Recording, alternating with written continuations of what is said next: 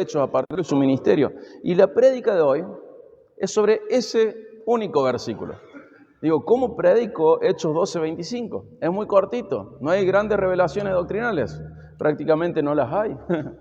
Y es un nexo con lo que sigue, y personalmente lo hubiera metido en el 13, el que decidió dividir Hechos lo puso en el 12, pero es un versículo solo y no lo quería pasar por alto. Creo que si pasamos por alto este texto, perdemos de vista el profundo significado que hay en este pasaje, algo que sucede entre Pablo y la iglesia de Jerusalén. Y necesitamos observar bien la situación y no pasar por alto, porque hay algo significativo acá. Hay algo significativo en que Pablo se relacione con la iglesia de Jerusalén. Y si pasamos rápido por este texto, perdemos de vista lo que implica. ¿A qué me va a llevar enfatizarme en un solo versículo? A que quizás va a estar desbalanceada la prédica hacia la aplicación, pero de todos modos podemos rogarle al Señor que esto sea útil para nuestras vidas. Leamos Hechos 12:25.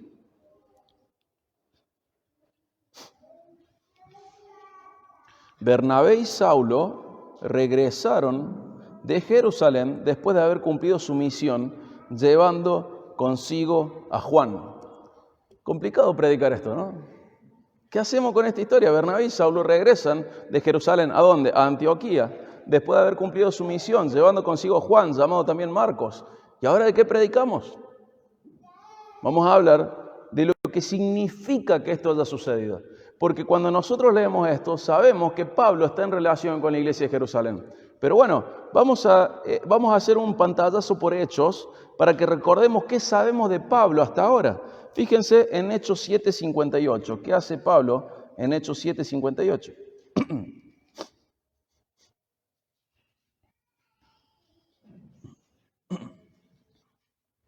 Y deje el dedo ahí en Hechos, porque vamos a pasar por varios versículos de Hechos, sumando lo que se nos decía de Pablo. Hechos 7:58. Echándolo fuera de la ciudad, comenzaron a apedrearlo, a Esteban, y los testigos pusieron sus mantos a los pies de un joven llamado Saulo. O sea, Esteban está siendo asesinado mediante apedreamiento, y la gente que le tira las piedras a Esteban pone sus pertenencias a los pies de este joven que se llama Saulo, que es Pablo. Fíjense en Hechos 22:20, cómo él amplía la información, cómo Pablo mismo amplía la información de lo que pasaba en su corazón. Hechos 22:20.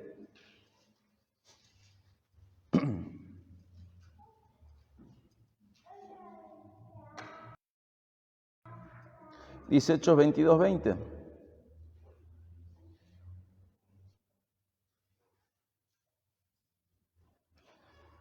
Cuando se derramaba la sangre de tu testigo Esteban, allí estaba también yo dando mi aprobación y cuidando los mantos de los que los estaban matando. Fíjense, él da su aprobación. Es como que les hace el aguante a aquellos que estaban matando a Esteban.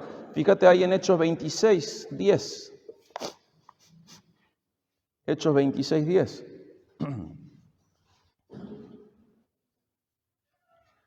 En el 26:10 dice: esto es precisamente lo que hice en Jerusalén.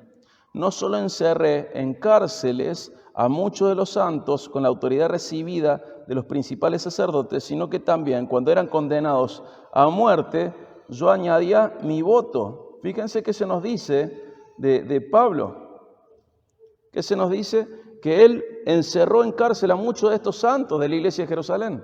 Y cuando eran condenados a muerte, y fíjense que está en plural, o sea que hay más que Esteban, él dice, yo daba mi voto, yo estaba a favor de que los hermanos de la iglesia de Jerusalén fueran asesinados. Él los encerró, él no era el verdugo, pero sí los encerraba.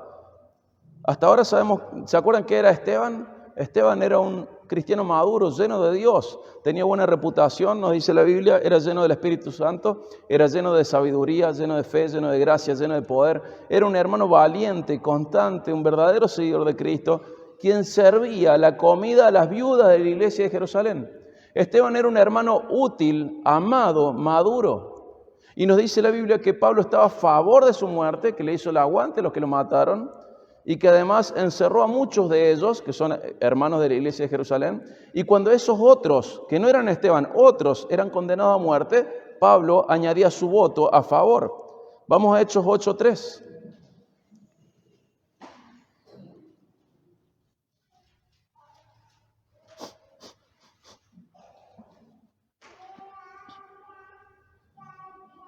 Hechos 8:3. Vamos a seguir en Hechos mirando algunas cosas. Dice 8:3. Saulo, o sea, Pablo es el nombre hebreo de Pablo, hacía estragos en la iglesia, entrando de casa en casa y arrastrando también a hombres y mujeres, los echaba en la cárcel. Fíjense, dice, hacía estragos. Otras traducciones como dice, asolaba. Era como un cazador de cristianos, con Z, ¿no? Iba cazando cristianos. ¿Y qué hacía? Entraba a las casas y arrastraba, y no le importaba si era hombre o mujer, él los arrastraba fuera de su casa y los llevaba ¿a dónde? A las cárceles. ¿Y qué les pasaba en la cárcel? Lo que dijo el 26:10. Eran condenados a muerte y él estaba a favor de eso. Este es Pablo. Fíjense, Hechos 9:1, dice Saulo, vamos a leer el 1 y el 2.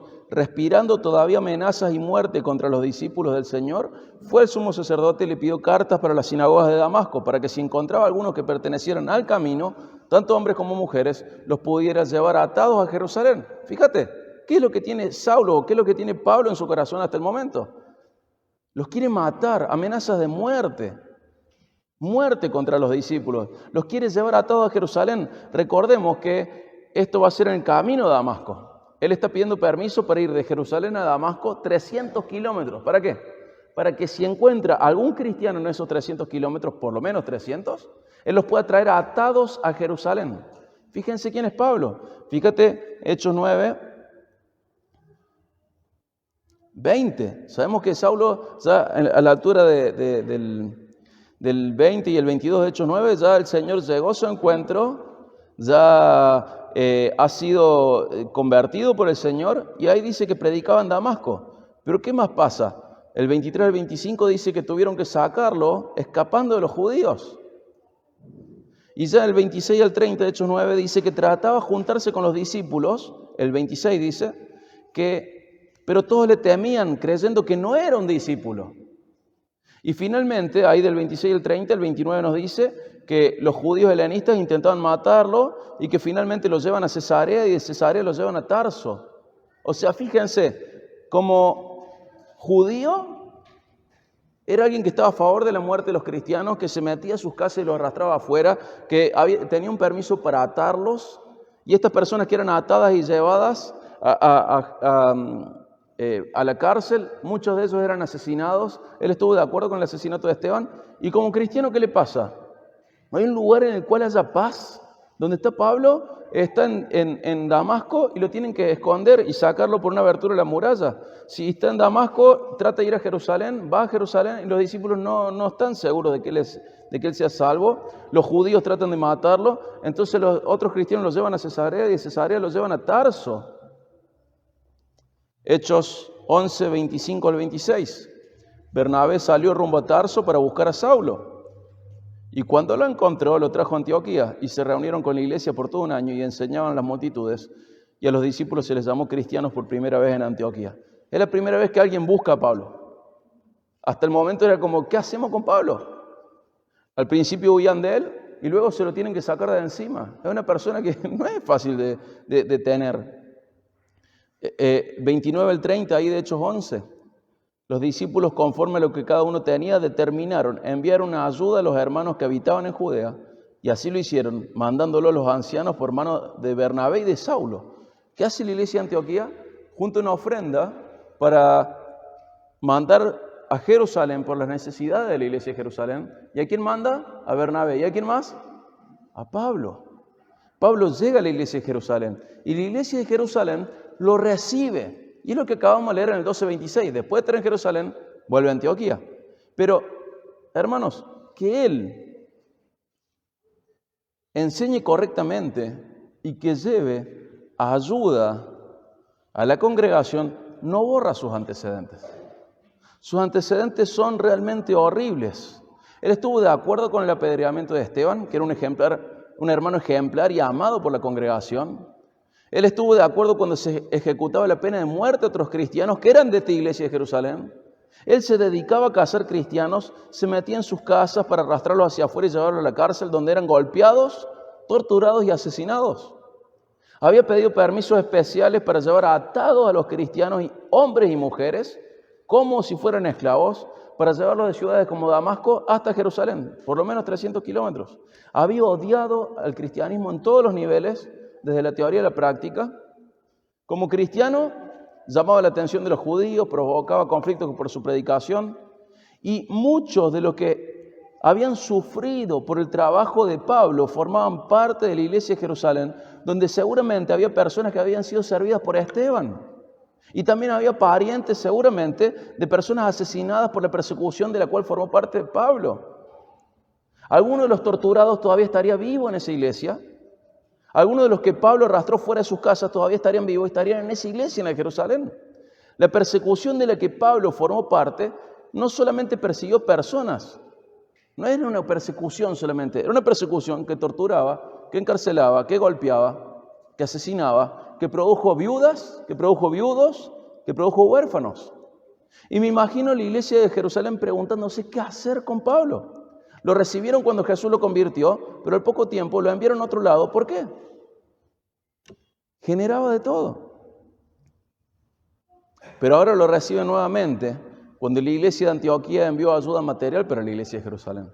Incluso Juan Marcos, que es hijo de la dueña de una de las casas que utilizaban los cristianos para congregarse, está en Hechos 12:12, que era un miembro notorio de la iglesia de Jerusalén, ahora va a acompañar a Pablo junto a Bernabé, que es otro miembro notorio de la iglesia de Jerusalén, y es pariente también de Juan Marcos. Y ninguna cantidad de ayuda material ni de ninguna predicación podrían compensar el dolor que produjo Pablo a la iglesia de Jerusalén. Entonces la pregunta es esta: ¿cómo podría haber hecho la iglesia de Jerusalén para ser capaz de recibir a Pablo a pesar de todo el daño que hizo? Esto no es fácil. ¿Qué es necesario que suceda? Una de las respuestas puede ser que eso lo hizo antes de Cristo. Entonces que ahora Pablo es maduro, entonces ahora no molesta a nadie y tiene una conducta perfecta. ¿Habrán recibido a Pablo solamente porque su conducta era perfecta o porque su conducta era perfecta? Acompáñame a Romanos 7, 18 al 24 y vamos a ver qué dice Pablo de sí mismo y de su conducta.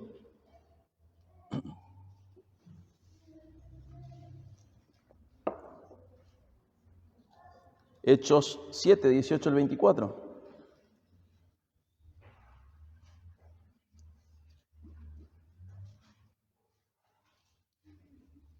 Fíjate lo que dice Pablo de sí mismo. Porque yo sé que en mí, es decir, en mi carne, no habita nada bueno. ¡Epa! Porque el querer está presente en mí, pero el hacer el bien no. Pues no hago el bien que deseo, sino el mal que no quiero, eso practico. Y si lo que no quiero hacer, eso hago, ya no soy yo el que lo hace, sino el pecado que habita en mí. Así que queriendo yo hacer el bien, hallo la ley de que el mal está presente en mí, porque en el hombre interior me deleito con la ley de Dios.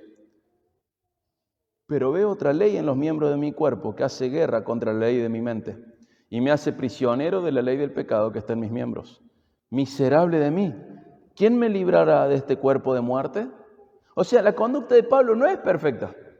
¿Qué dice de sí mismo? El mal que no quiero hacer, eso practico. El mal que está presente en mí es como si ejercitara una ley sobre mi vida. Tengo una ley en mis miembros que me hacen ir contra lo que yo tengo en mi mente. ¿Qué tengo en mi mente? Me deleito en la ley de Dios. Pero soy como prisionero del pecado que habita en mis miembros. ¿Qué está diciendo Pablo? Todavía no puedo dejar de pecar. Su conducta no es perfecta. Podremos hablar de esto mucho tiempo y no quiero pasar por alto que el versículo 25 dice que él agradece al Señor Jesucristo, Señor nuestro, porque Él es salvo a pesar de la situación en la que está, ¿no?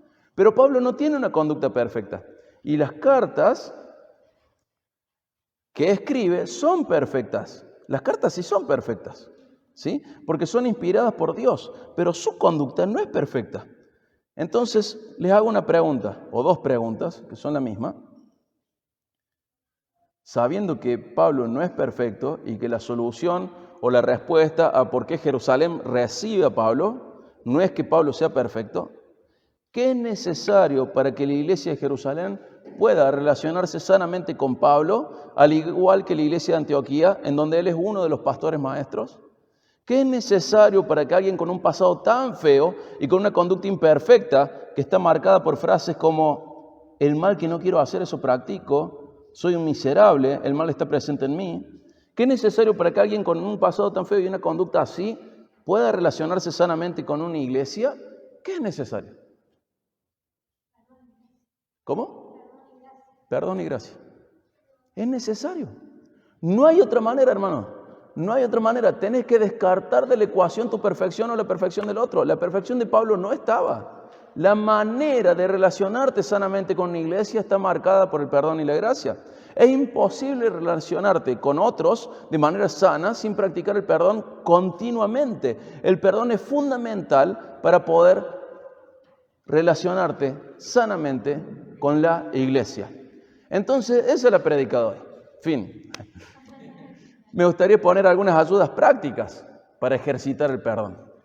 Pero yo no puedo pasar por alto todo lo que significa que Pablo se haya relacionado con Jerusalén y luego con Antioquía.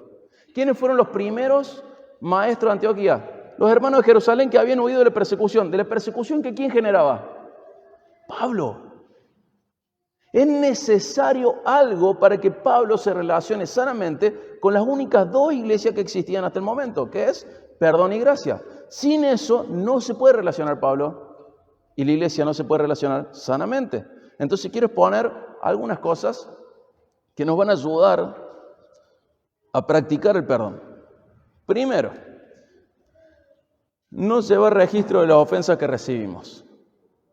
Una manera de no llevar registro es dejar de contar cuántas veces me ofende el otro. Y otra es borrar las evidencias, porque esto no me ayuda a perdonar. Si yo mantengo presente las evidencias de las ofensas que recibo, ¿qué estoy alimentando? Mi deseo de venganza y de autojustificación. Hermano, si usted quiere comprender cómo relacionarse y poder relacionarse sanamente con la iglesia, debe renunciar al deseo de venganza, de castigo, de retribución o de vindicación. Hace unos años, una iglesia nos hizo mucho daño a mi esposa y a mí. Y parte de ese daño fue por conversaciones de WhatsApp. ¿Y qué hice, naturalmente? Capturas de esas conversaciones de WhatsApp. Guardé capturas para reafirmar que ellos me estaban haciendo daño, que eran culpables, que eran injustos, que eran malvados y que nosotros éramos las víctimas y que además de todo eso, nosotros teníamos razón. ¿Vos crees que las capturas de WhatsApp ayudaron en algo a mi vida espiritual? No. ¿Sabes qué hicieron? Produjeron 2 pecados más. Chismes y murmuración. Entre mi colección de pruebas y mi búsqueda de consejo, exponiendo las evidencias, mirá lo que me hicieron.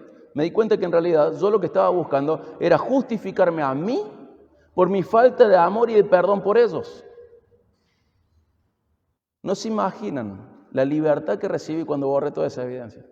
Y al día de hoy puedo decir que sí, los perdoné y me siento muy bien con eso. Pero mientras tanto, yo iba y decía, mira, ¿qué opinas de lo que me hicieron? Y mostraba ahí las capturas. ¿Y qué estaba buscando en el fondo? Quizá no quería venganza, pero sí estaba justificando mi falta de amor y de gracia por ellos. Y el que estaba mal ahí era yo. Más allá de la situación, si yo realmente quiero glorificar a Dios, lo que voy a buscar ¿qué es? Perdonarlos. ¿Cómo se ve el verdadero amor, el que Dios exige que tengamos por los otros? Una manera de evidenciarlo está en 1 de Pedro 4:8. Acompáñame. Vamos primero a Proverbios, perdón. Proverbios 17:9.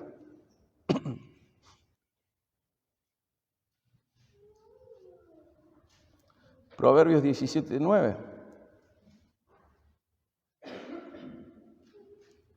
Dice así: el que cubre la falta busca afecto, pero el que repite el asunto separa a los mejores amigos. ¿Qué me está diciendo? Si realmente estoy buscando el afecto, la comunión, ¿qué tengo que hacer? Cubrir la falta. Si yo no cubro la falta, ¿qué va a pasar? Vamos a separar y se va a producir una separación que incluso es capaz de separar a los mejores amigos. Ahora sí, fíjate en 1 de Pedro 4:8. ¿Pastor de qué iglesia había sido Pedro? ¿Cuál? La de Jerusalén. ¿A qué iglesia había ido primero Pablo y a qué luego visita? A la de Jerusalén. Fíjense lo que dice Pedro. 1 de Pedro 4:8. Sobre todo, sean fervientes en su amor los unos por los otros. Pues el amor cubre multitud de ¿qué? De pecados. Pedro, líder de la iglesia de Jerusalén, dice que el amor cubre multitud de pecados. Si estamos llamados a amar estamos llamados a amar tanto al otro como para cubrir, como para tapar sus pecados. Obviamente esto no es ser cómplice ni se aplica a todo tipo de pecado. Pero fíjense lo que dice Pedro, que uno de los que era pastor cuando Pablo los visitó. Uno de los principales objetivos de Pablo era asesinar a alguien como Pedro. ¿Y qué dice Pedro? Sean fervientes en su amor los unos por los otros. El amor cubre multitud de pecados. De pecados, hermano. De pecados. No es ser cómplice y esto no se aplica a todos los pecados. No es un llamado a eso. Pero usted sabe a qué el Señor nos llama. Ahora quiero que hagamos un ejercicio. Imaginemos que una persona de la iglesia de Jerusalén del siglo I viaja en el tiempo y nos conoce.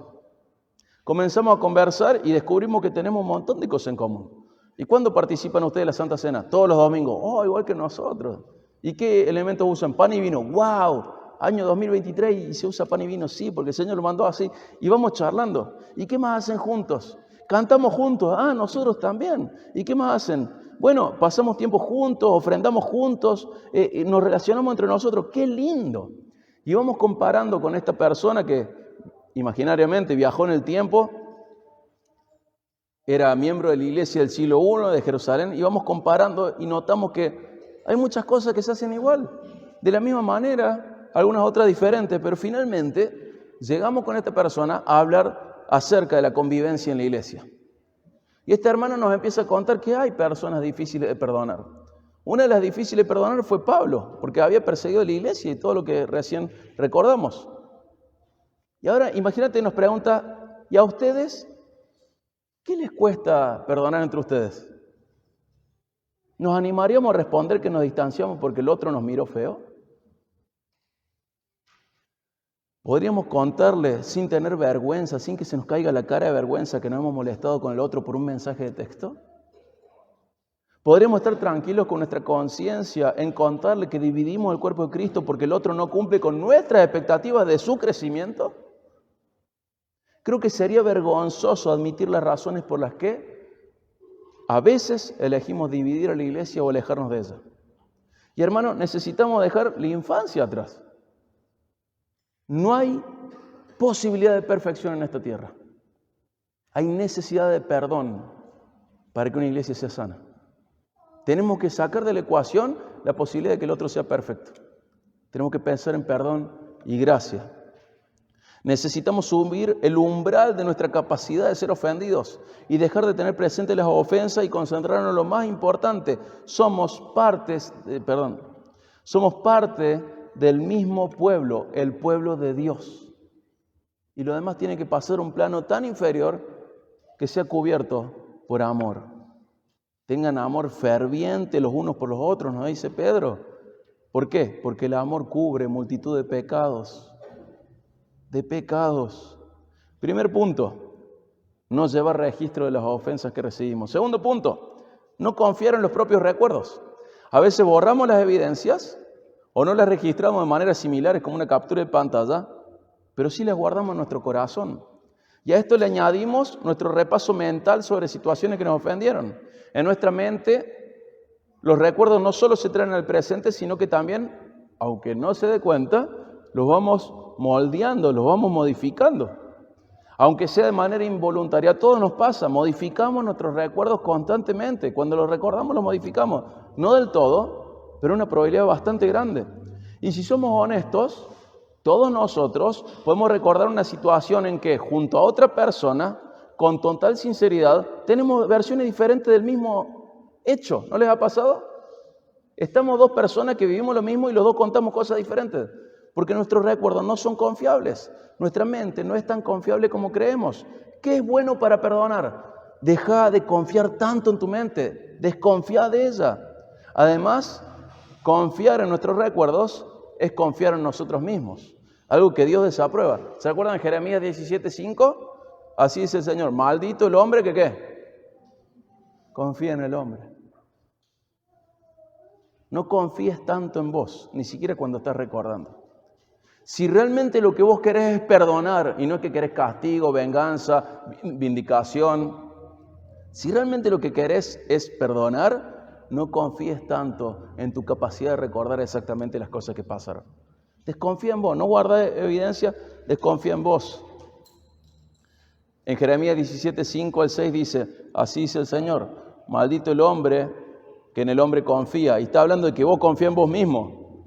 Y hace de la carne su fortaleza y el Señor se aparta su corazón. Será como un arbusto en un lugar desolado y no verá cuando venga el bien. Habitará en pedregales en el desierto, en una tierra salada y sin habitantes. Y nos da un cuadro de amargura, de no productividad, de tristeza, de aislamiento, de apartarse del Señor. Y pasa eso. Un gran paso para perdonar es no confiar tanto en nuestros propios recuerdos y dar lugar a la desconfianza de nosotros mismos. No creamos que nuestra mente es tan confiable. No creamos que nuestro corazón es tan confiable que siempre hace los juicios justos. Primero, no guardes evidencia. Segundo, no confíes tanto en tus recuerdos. Tercero, comprender que hay valor en estar juntos. A veces relaciono los principios bíblicos con conceptos aprendidos en mi profesión y voy a inventar unos conceptos nuevos hoy. Uno ya lo han escuchado, pero me inventé otro. Voy a tratar de ser claro compartiendo algo de la ciencia de la salud que nos pueden ayudar a ilustrar o comprender principios bíblicos. Dos conceptos que uno sí lo mencionó, pero este es nuevo, el otro es nuevo. Hipocondría social y alergia social. ¿Cómo un hipocondríaco social? ¿Cómo es un hipocondríaco? El hipocondríaco piensa que está enfermo todo el tiempo, ¿vieron? Lee sobre una enfermedad y ya siente que la tiene. Y si le duele la cabeza, va a Google, busca y dice cáncer de cerebro y ya me pasa. Y si hay algo, a él, dos cosas. Le va a pasar lo peor y le va a pasar a él. El hipocondríaco es así. Bueno, personas que creen que están enfermas todo el tiempo, pensando el peor panorama, ahora hagamos una analogía social. Socialmente, personas que creen que los demás están haciéndole cosas mal a él todo el tiempo, a propósito, y están siempre pensando lo peor de quienes le rodean. Además, el hipocondríaco social es egocéntrico. En su pensamiento no logra comprender que no todo gira alrededor de él. El hipocondríaco dice, me enfermé, me pasa esto, me pasa el otro, y me voy a enfermar de esto, y me enfermé de esto otro, y siente que todo tiene que ver con él, y que él se agarra todos los bichos, todas las enfermedades, todos los síndromes, todo le pasa. Y hay personas que socialmente son así. Piensan que todo lo malo le pasa a ellos y que todos le hacen cosas malas a ellos. Y está pensando lo peor de la situación siempre, pensando que todos están tratando de hacerle daño. Y por otro lado es egocéntrico. Su pensamiento no logra comprender que no todo gira alrededor de él. Y el otro es el alérgico social, que ese sí lo he mencionado otras veces.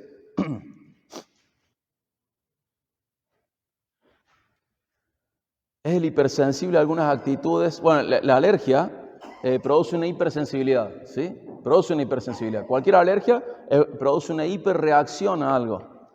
Y socialmente sería alguien hipersensible a algunas actitudes o a algunas personas. El alérgico social lleva los pensamientos y sentimientos a un nivel y magnitud que no corresponden a lo que pasó. Personalmente hay situaciones que me producen esta alergia social.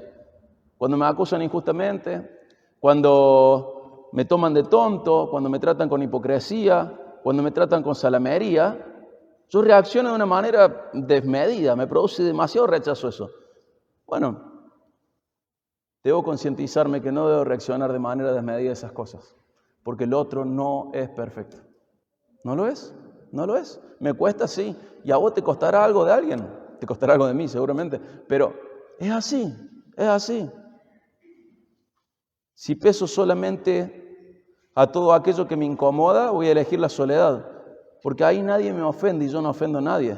Pero Dios nos manda a estar juntos y nos dice que en la convivencia hay bendición.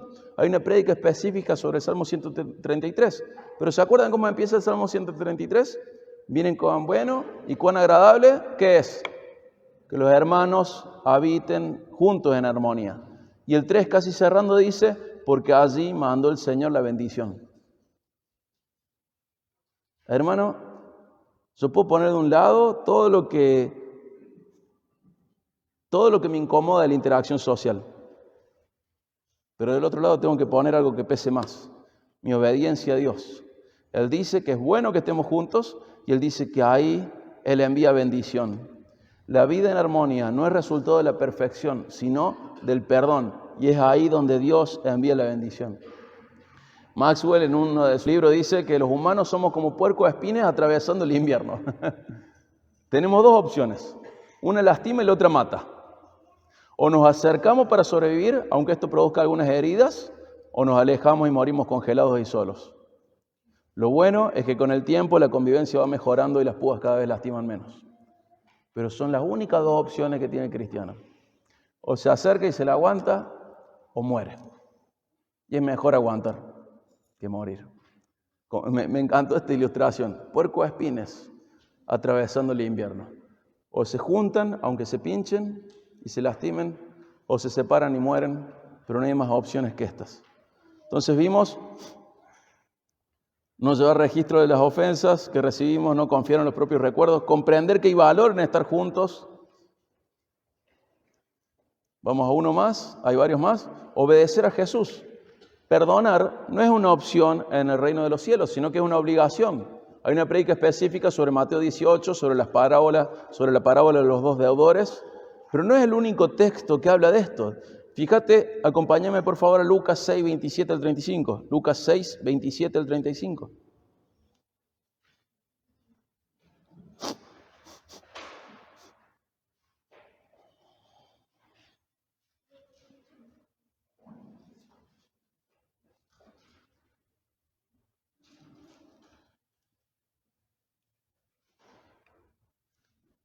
Dice Lucas 6, 27 al 35, donde Jesús habla, dice, pero ustedes los que oyen, les digo, amen a sus enemigos. ¿A quiénes?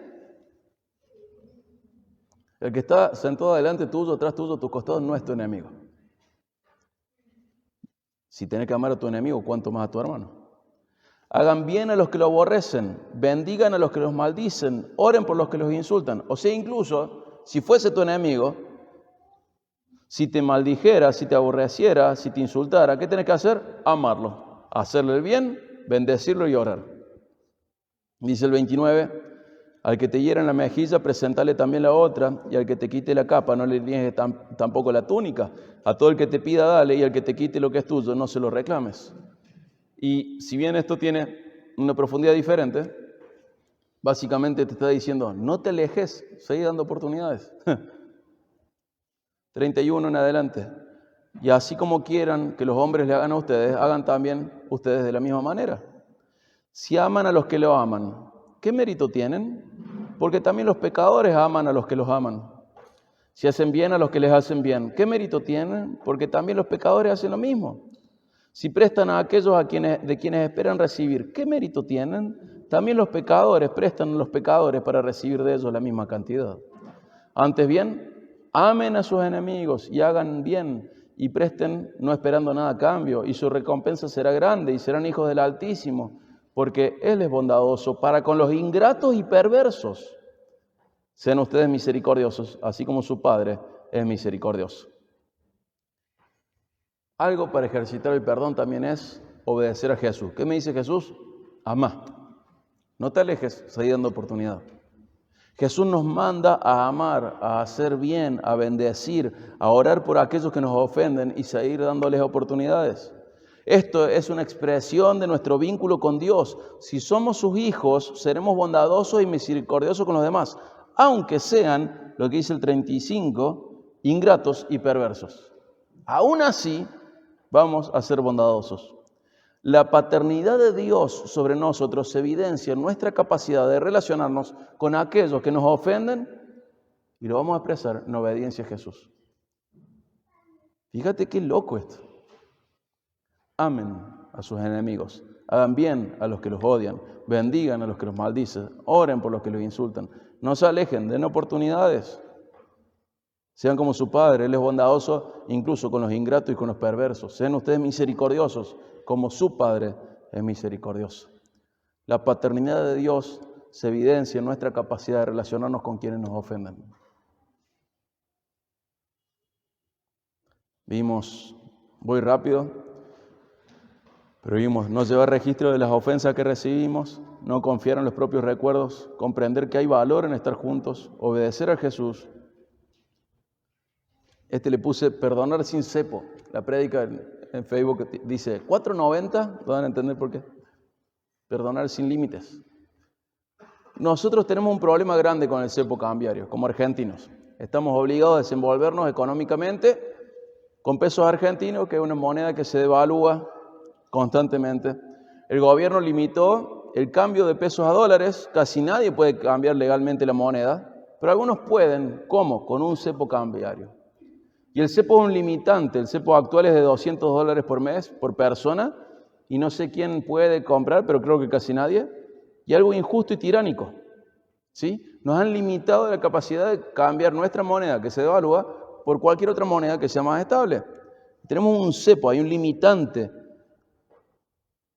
Nosotros, naturalmente, tendemos a poner un cepo a nuestro perdón, un limitante, un límite arbitrario. Te perdono 2 veces, La tercera ya me estás agarrando por tonto. Te perdono 10 veces. Te perdono 1 por día, no sé. Podemos pensar que está bien ponerle un cepo al perdón, pero el perdón tiene que ser sin cepo, sin límites. Y los judíos pensaban que el número perfecto, el número divino, era el 7. Entonces, cuando Jesús está hablando de la disciplina, luego también habla del perdón. Y Pedro, en Mateo 18, 21 al 22, le hace una pregunta a Jesús. ¿Se acuerdan la gran pregunta? Señor, ¿cuántas veces pecará mi hermano contra mí y que yo tenga que perdonarle?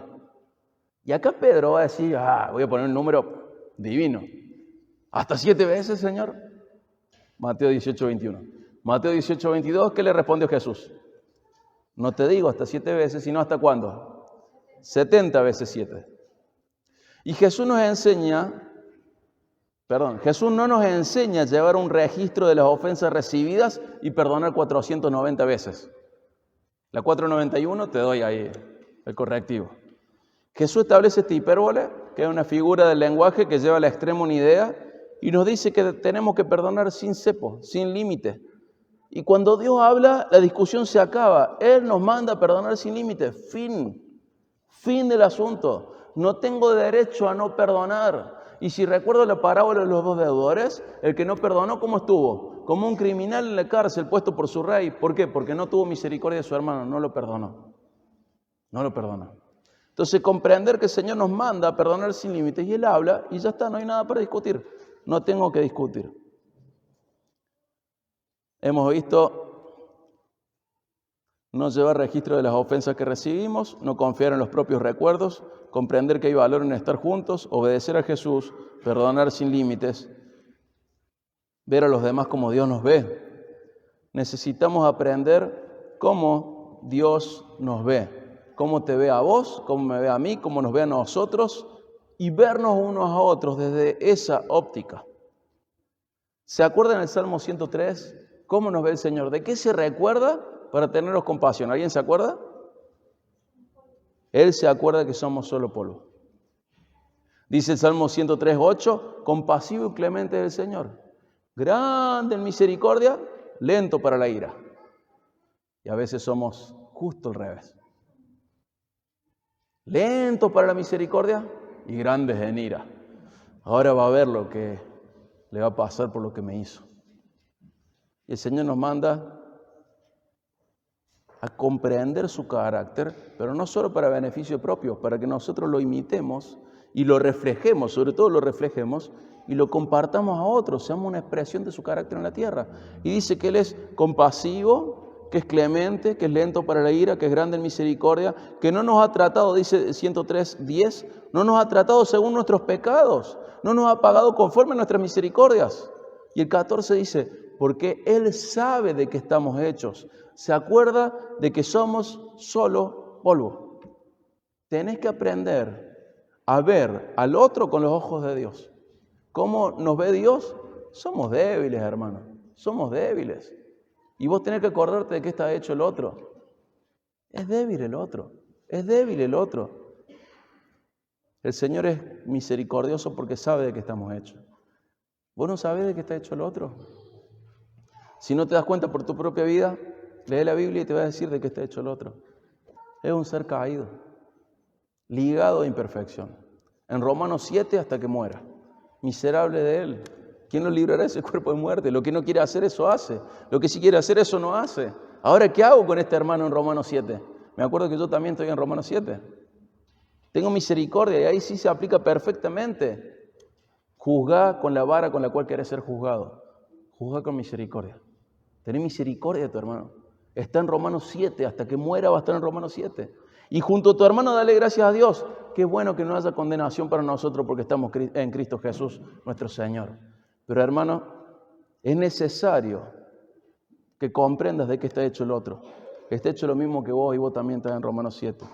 La grandeza de la misericordia está relacionada a la indignidad del necesitado y receptor de esa misericordia. Y también a la conformidad del dador de la misericordia respecto al carácter de Dios. Lo digo de una manera más fácil. Tu misericordia tiene que estar ligada a la necesidad de misericordia del otro y también a tu parecido al carácter de Dios. Escuchaba una anécdota que decía que un matrimonio cumplió 50 años de casados. Entonces hicieron una gran fiesta con todos los nietos. Yo recuerdo el festejo de aniversario de mis abuelos, pero no pasó esta historia. Pero una fiesta, ¿con quién viene esa fiesta? Vienen los hijos, vienen los nietos, las nueras, los yernos. Viene mucha gente a esa fiesta de 50 años de casado. Y este matrimonio hace esta fiesta para festejar este amor mutuo. Y les preguntaron, ¿qué les van a preguntar? ¿Cómo hicieron para llevar 50 años juntos? Y dieron diferentes respuestas, pero la respuesta de la abuela llamó la atención. Ella dijo que antes de casarse hizo una lista de 10 defectos de él que ella se comprometía a perdonar siempre. Serán como los 10 permitidos. Dijo, yo hice una lista del abuelo donde puse 10 cosas que voy a estar comprometido siempre a perdonarle. 10 cosas. Cada vez que él hacía una de esas cosas, ella lo perdonaba. Entonces toda la gente dijo, oh, cuánta sabiduría la de la abuela. Y qué frutos lindos ha tenido. Siguen juntos. Y al terminar la fiesta, una de las nietas le pregunta, abuela, ¿me dejas conocer cuáles son las 10 cosas que te comprometiste a perdonar del abuelo? Y la abuela dijo que nunca hizo la lista. Pero que cada vez que él hacía algo que a ella le ofendía, ella decía, qué suerte tiene de que esto esté en mi lista. Y lo perdonaba. ¿Por qué lo perdonaba? Porque así es la entrega de misericordia, inmerecida. Tenemos que comprender que la misericordia, la gracia, es inmerecida. Y nuestra capacidad de perdonar está ligada a la necesidad de misericordia y gracia del otro. Y a nuestra conformidad al carácter de Dios. Así tenemos que vivir entre nosotros, comprometidos a perdonarnos, a tenernos misericordia, a tenernos gracia. Dios nos ve necesitados de misericordia y ¿qué hace Dios? Nos brinda la misericordia. Y debo ver al otro también necesitado de misericordia y brindársela. Parte de la esencia de la misericordia, al igual que la de la gracia, es ser inmerecida. Y te compartí 6 consejos, tips, ayudas para perdonar. No llevar el registro de las ofensas que recibimos, no confiar en los propios recuerdos, comprender que hay valor en estar juntos, obedecer a Jesús, perdonar sin cepo, sin límites, ver a los demás como Dios nos ve. Y todo esto es útil, pero el más importante de todos es mirar a la cruz. Mirar a la cruz. Cuando vemos la cruz, recordamos, Romanos 5:8, hoy fue leído, Dios muestra su amor para con nosotros, en que siendo aún pecadores, Cristo murió por nosotros. Dios te amó incluso en tu pecado. Cristo dio la vida por vos. Acompáñame a Colosenses 3, 12 al 14. Colosenses 3, 12 al 14.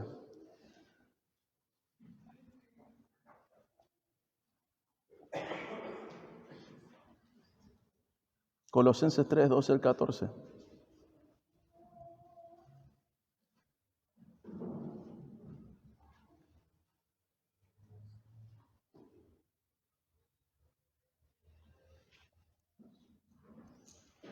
Entonces ustedes, como escogidos de Dios, santos y amados, revístanse de tierna compasión, bondad, humildad, mansedumbre y paciencia. soportándose unos a otros y perdonándose unos a otros. Si alguien tiene queja contra otro, soportándose unos a otros y perdonándose unos a otros, si alguien tiene queja contra otro. Como Cristo los perdonó, así también háganlo ustedes. Sobre todas estas cosas, vístanse de amor, que es el vínculo de la unidad. ¿Qué nos dice? Perdónense unos a otros. ¿Cómo? Como Cristo los perdonó. Fíjate Efesios 4:32.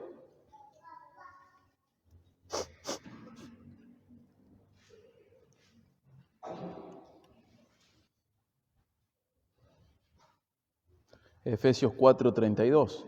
Sean más bien amables unos con otros, misericordiosos, perdonándose unos a otros, así también Dios los perdonó en Cristo, así como también Dios los perdonó en Cristo. Hermanos, fuimos perdonados en Cristo. Mi estímulo principal y la base de mi capacidad de perdonar y de brindar misericordia y gracia está en la cruz. Sin la cruz, sin mirar la cruz, nos vamos a desalentar.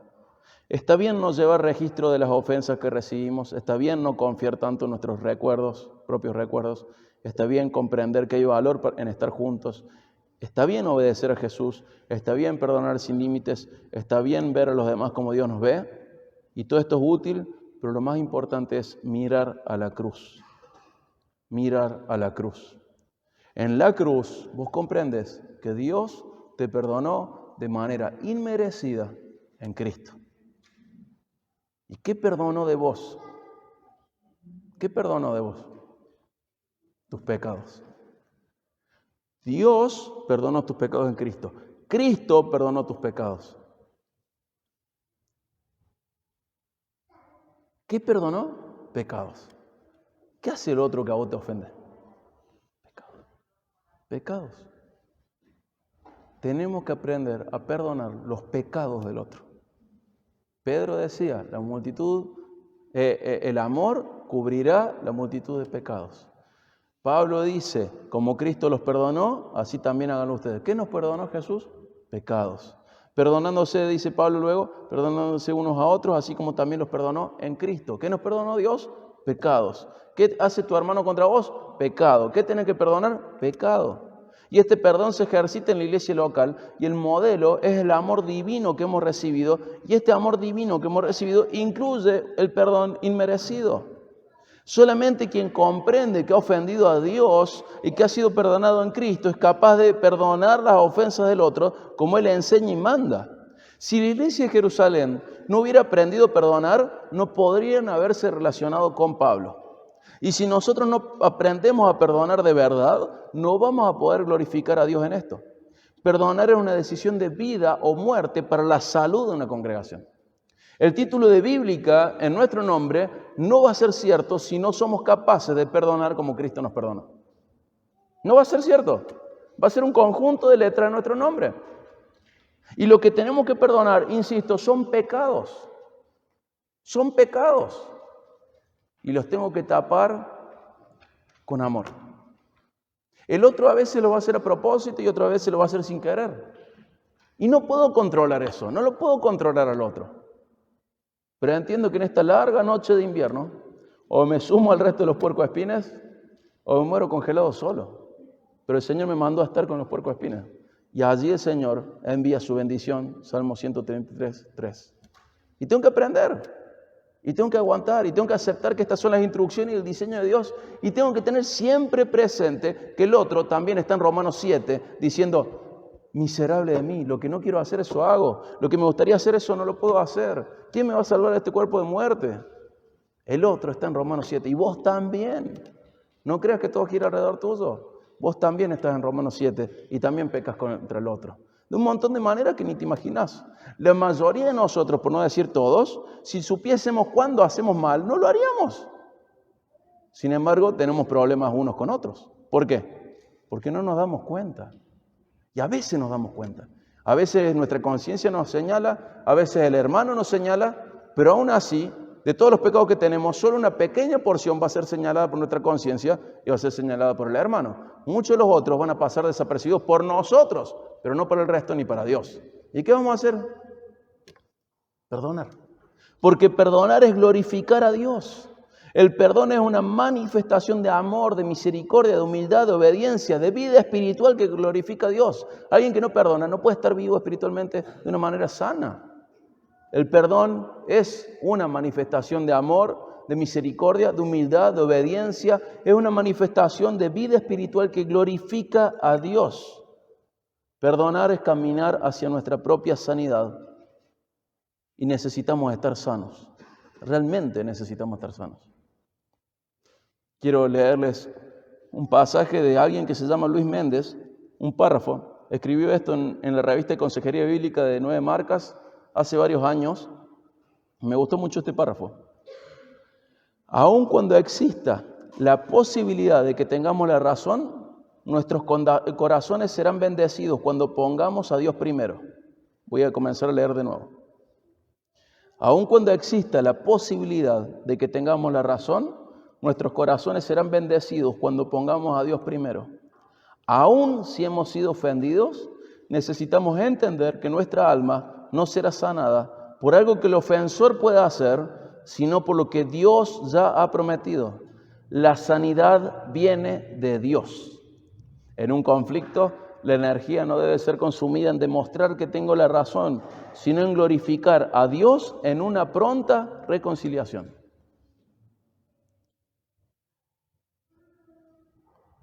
La sanidad de tu vida no está en que el ofensor se retracte.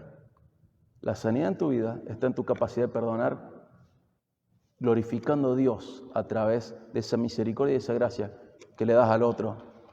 Y como es misericordia y como es gracia, siempre será inmerecida. No es justa, es inmerecida. La capacidad de perdonar manifiesta tu vida espiritual. Y manifiesta si sos un creyente bíblico o no. La capacidad de perdonar es algo necesario para todos. Y el mayor estímulo y ejemplo siempre lo vamos a tener en la cruz.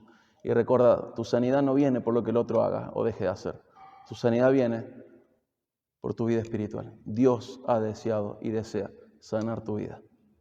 Vos perdona, el Señor sana. El Señor sana. Ninguna retribución. ¿Vos crees que la iglesia de Jerusalén podría haber sido sanada de las torturas que produjo Pablo, de las cicatrices que produjo Pablo, de los viudos, las viudas, los huérfanos que se produjeron por la persecución en Jerusalén? El único que podía sanar eso no era Pablo teniendo una conducta diferente, compensando lo malo que había hecho. El único que podía sanar a la iglesia de Jerusalén y también la de Antioquía es Dios. Y el único que puede sanar tu vida es Dios. Entonces deja de concentrarte en el otro. Perdónalo, amalo, dale eso de manera inmerecida y busca tu sanidad porque te está esperando en el Señor.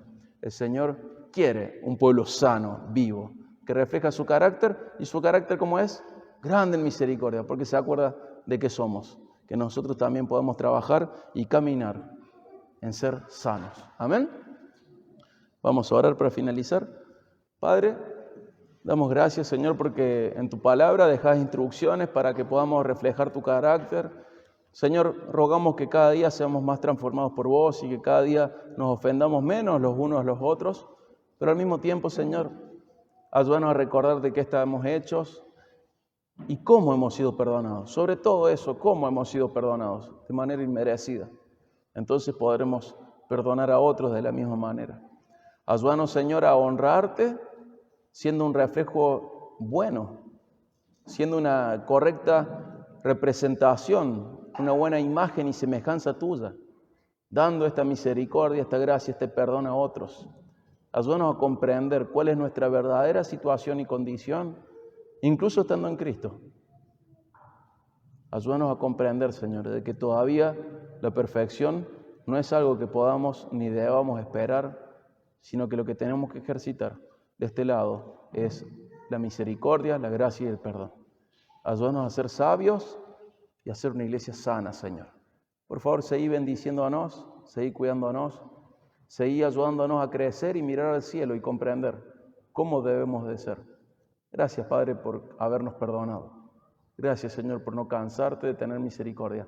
Gracias, Señor, por no haberte dado por vencido con nosotros y seguir perdonándonos. Gracias, Padre. En el nombre de Jesús.